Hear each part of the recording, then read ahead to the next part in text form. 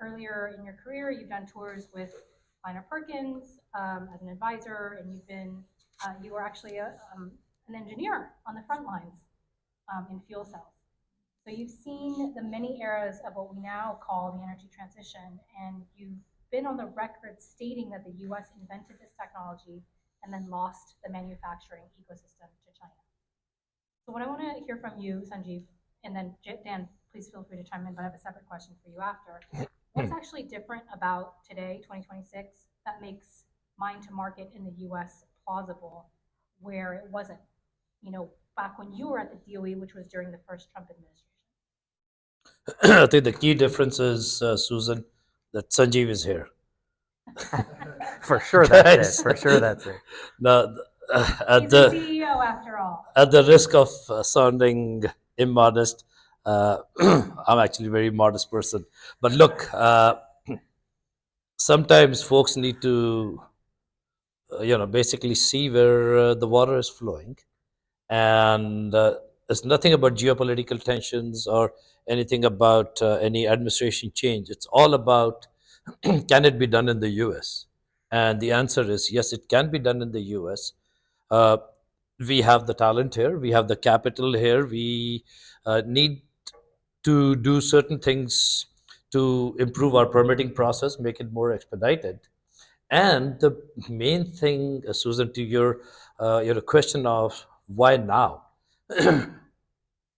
manufacturing has become very mechanized. It has become digitalized. Where, let's say, 10 years ago, you would be hiring 20 people to make a particular component. You can do that with 1.5 people. One person and her dog can make the manufacturing happen. So with all of these improvements in technology, manufacturing can happen, and manufacturing can happen very economically. Just the example that you talked about, the cathode active material. You said, yeah, China produces X trillion tons, and US produces, it's only Sparkz producing the cathode active material for LFP batteries.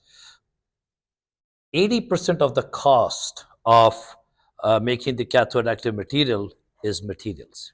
It's lithium, it's iron, it's phosphate. And all three are available here in the United States. 15% is utilities. Thank God we have SMUD here. If there are any folks from SMUD, it's a shout out to you guys. If not, that's fine. Somebody's recording it and I'll send it to Paul Law. He'll feel very happy. That's the CEO of SMUD. Cost of utilities is major. 5% is the cost of labor. There you go. So you have the math. If the cost of lithium is same as what you get in, China does not, it's not that China has a lot of lithium. They get it from South America. Iron, we have plenty of that. Same with phosphate, Florida. So yes, if you look at the math and get out of that whole microcosm thought process that we can't do it, it can be done. So I'll just stop there. Dan, I'm sure you have a lot more other thoughts. You're the expert for sure, Sanjiv, but I guess what I would say is, we're achieving great progress in terms of the scale of usage, right? Lithium-ion batteries have been around since the 80s, right? But they were at first in very small devices and very expensive to produce. And now we're deploying them at scale in EVs, in home storage and utility scale storage and all of these things. And so in my mind, it is the scale of the offtake, the scale of the usage that enables us and demands that we create domestic manufacturing as we are in this sort of deglobalization period at the moment. It becomes quite necessary for us to do so. Yep. Dan, one of my favorite things about talking to you is that you have seen from the finance side multiple cycles. It's very calming, because I haven't seen as many cycles as you. And sometimes it can feel a little hair on fire, and then I'm like, oh, okay, no, actually it's still standing. And I'm curious then, from your perspective, what has changed in the deal flow on manufacturing related deals in the last 18 to 24 months? Well, it's sort of a continuation of the last answer, I guess. In many ways, it's the economics of utility scale solar and solar in general and wind, right, that are driving the requirement for us to get energy storage at very high capacities, right, as we look to integrate them into our grid. I'm sorry, is this? Yeah, just working. I'm just a quiet talker. And so I think the deployments at scale are what facilitates the demand for U.S. sources, right? And as manufacturing becomes more automated, and labor costs become a smaller percentage of produced goods, then we can't take advantage of low labor cost environments for manufacturing anymore. It becomes less critical to do so, right? And so as production becomes roboticized and digitized, then location is less important.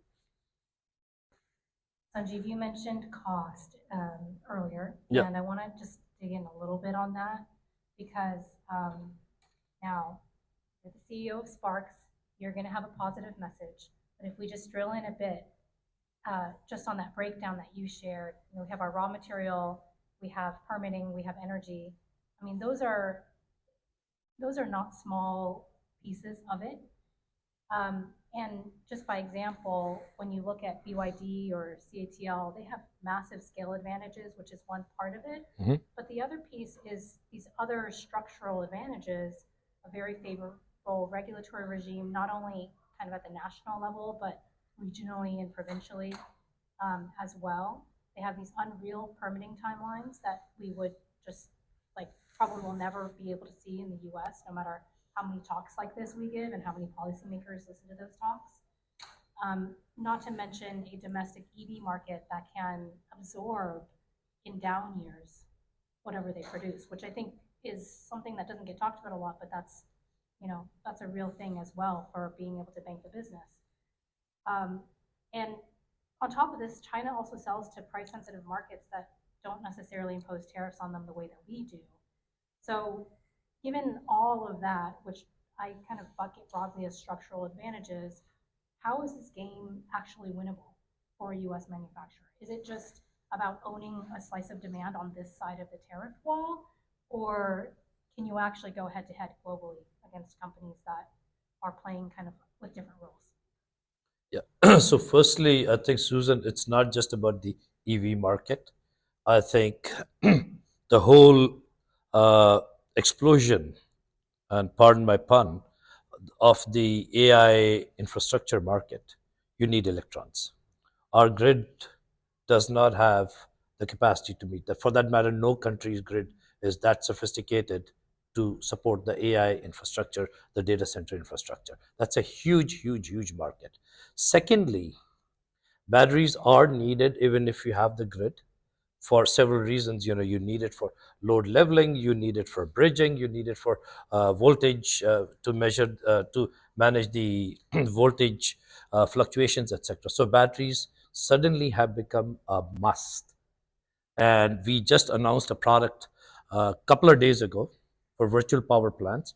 A homeowner could basically have a battery pack in her or his house and sell electrons back to the grid, which basically could be used to satisfy the data centers.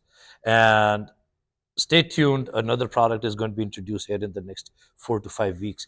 Very quickly, basically, in the last 4 months, we have designed and developed this product. Why? Because we have control on our supply chain. We have control on the cathode material. We have control on making our own cells, and then thus the complete battery system.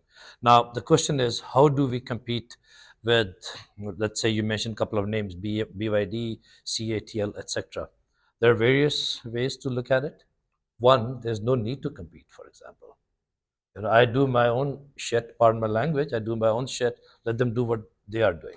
Okay? And there's a very large market. The second is, again, I'm not a political person, but this administration took a page out of the previous administration's book and extended the 48E, which is a big thing, which excludes, whether it's BYD or CATL or whoever else, it excludes them from getting their customers getting the 40% tax credit. It's not about being made in the US.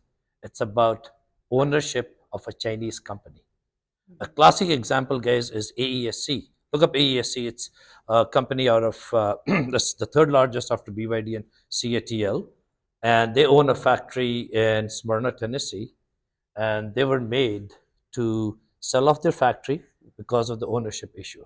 So if you want the economics to work, 48E is a classic example. The second part is, so 48E is given to the customers, 40% tax credit. We as cell manufacturers get $45 per kilowatt hour. Again, same stipulation that 75% needs to be made here, needs to be a US ownership, or it cannot be a FIAC or foreign entity of concern ownership. So between those two, economics changes. So like I said, we'll continue to do what we are, and we're growing at a very fast pace. And all these, legislative pushes are going to be helpful for a company like Sparkz. It's not only Sparkz, I'm sure there are other entrepreneurs here. I would encourage them to basically do the same thing. That legislative push is there, market is there, just go do it. Thanks. I really like that answer. It makes me feel Let's very start a company optimistic. together, Susan. Let's do it. And Dan, from the financing side of things, I can speak for myself, which is, we invested in a company called Swift Solar some years ago. And at that time, co-investors or potential co-investors, other folks, peers, were pretty skeptical and had the general take of, why bet on American solar?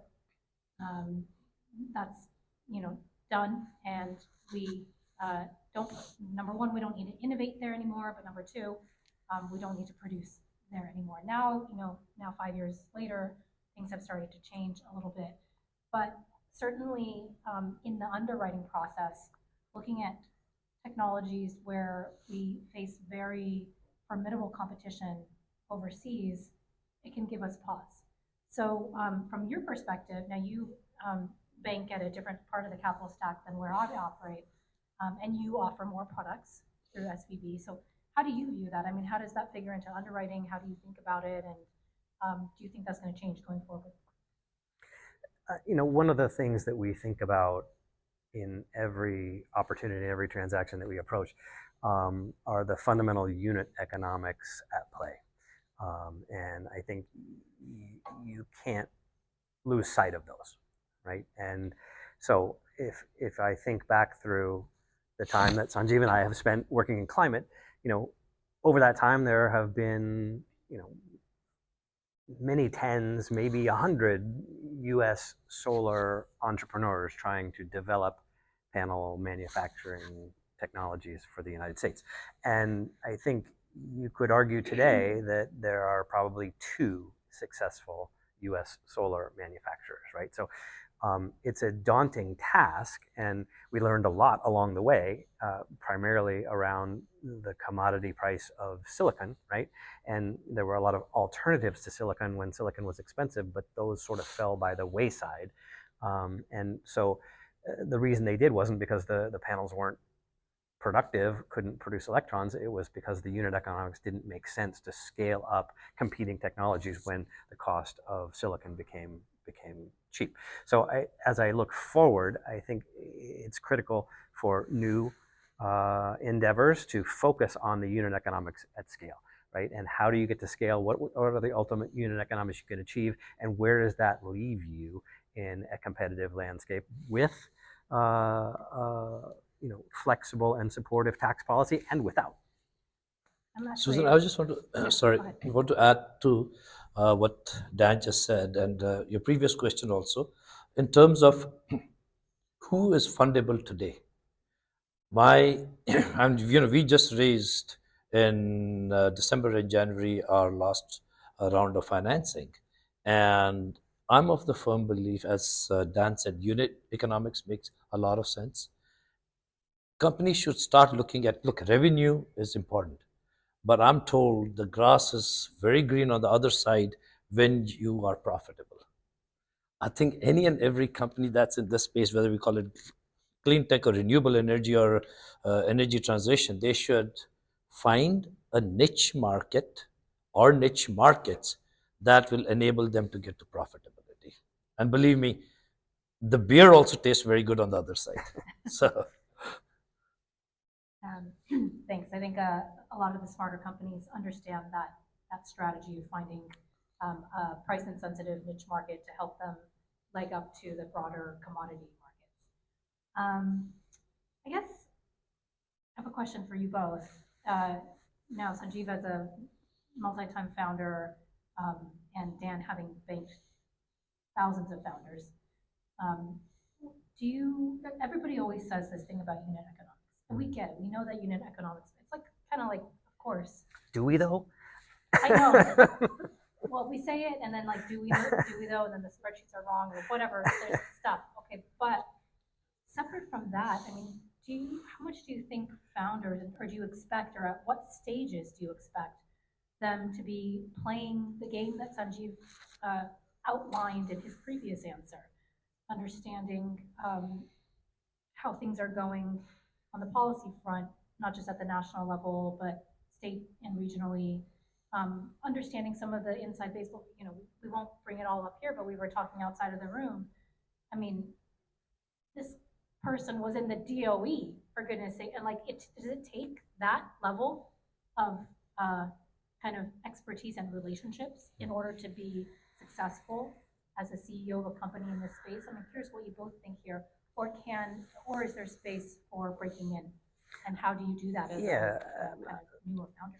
I was in between jobs, so don't consider DOE as my choice. And I think I told Dan before I headed to DC. Sorry, Dan, go ahead. I think the answer is yes. I mean, as I reflect on the founders that I've worked with over time, they come from all different backgrounds, right? And some of them are, super science based, and some of them are super execution based, and some of them come from related industry, right? And so you can't generalize about what it takes, but I think your odds are much better if you, as a founder, if you have been in production. If you're manufacturing a physical good, if you have been in physical production before, that helps a lot, right? And it isn't that you can't, bring the resources to the company to add to a founder who doesn't have all that experience. It certainly is possible to do that, but my strong preference as I look for companies that are going to build domestic manufacturing is to have experience at the table who's done that successfully before, right? There's technology creation, and then there's production yields, and those are not the same thing, and it's not the same kind of expertise. And so do you need to be a policy expert? Do you need to be a technology expert? Do you need to be a manufacturing expert? Probably you need to be expert in all of those things. If you don't have that expertise in-house, you need to carefully roadmap when you need that, when you're going to hire it, where you're going to get that, because the company will need it in order to thrive. I think from day one, the founder, she or he, should be thinking about the market. And I personally, like you said, I've done it a couple of times before, whether it was at H-Power or Urja, and now our first check, came from the customer. So went to the customer, said, "Look, this is the product I'm developing." Urja is a classic example. We went to what's Numi now. What was Numi, now it's Tesla, and said, "Guys, your forklifts are costing you a bunch because you have very high capex, very high opex. The lead acid battery can't keep up the demand. How about a methanol fuel cell as a range extender?" They said, "We don't fund, we are not a venture fund." I said, "I'm not looking for that." I said, "How about if I ship you some units?" PO came, and payment with the PO. That's how Urja started. And then they became a very large customer. So starts from day one. If the founder starts from day one thinking about the market, developing a product for that market, and keeps on down that path. People talk about design for X. I would say design for the customer. And thou shall be the queen and the king. So in my case, it started from day one thinking about the market. I'm glad you brought up purchase orders. Yep. That leads us right into our next question. My next question for you, Sanjiv, which is, you've said on other, by the way, this man has been on some really great podcasts and other materials, so definitely search him up on YouTube and you'll find a wealth of knowledge there.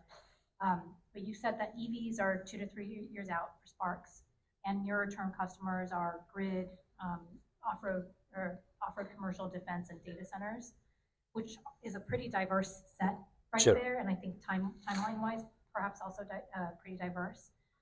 I'm curious which of those is coming in to this point about customers with real purchase orders versus LOIs, and if you Sure. just could tell us kind of like a field report, what you're seeing out there, and Dan, same, but across your portfolio.